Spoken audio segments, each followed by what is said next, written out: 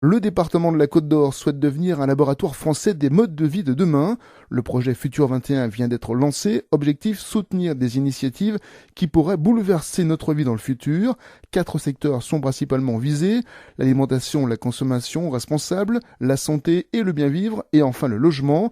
Pour cela, le conseil départemental s'associe avec la société Deloitte, spécialisée dans le développement durable, et avec le cercle Entrepreneurs et Territoires. Ce cercle réunit des chefs d'entreprise qui souhaitent une responsabilité sociale, sociétale et environnementale de l'entreprise, mais aussi le bien-être et l'épanouissement au sein de l'entreprise.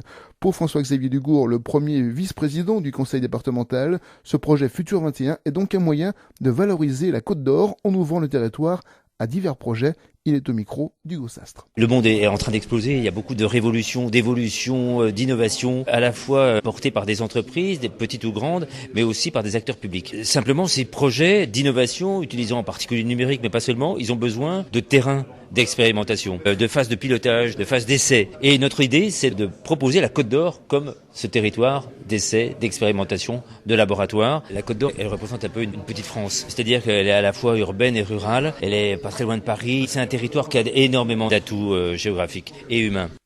Et grâce à ce projet Futur 21, c'est de l'emploi qui pourrait être bientôt créé, mais pas uniquement. Ces entreprises, publiques ou privées, grandes ou moyennes, qui expérimentent en Côte d'Or, elles créent derrière de l'emploi en Côte d'Or, elles créent de l'emploi au sens général, bien sûr, et notamment en Côte d'Or. Derrière ça, l'objectif, c'est le développement économique, et c'est l'emploi, c'est évident. Et puis, c'est aussi les modes de vie, c'est-à-dire comment on améliore concrètement la situation en matière de consommation, de santé, de logement des Côtes d'Oriens, et peut-être des citoyens français au sens large. Et pour le moment, 70 entreprises du cercle Entrepreneurs et Territoires participent à Futur 21.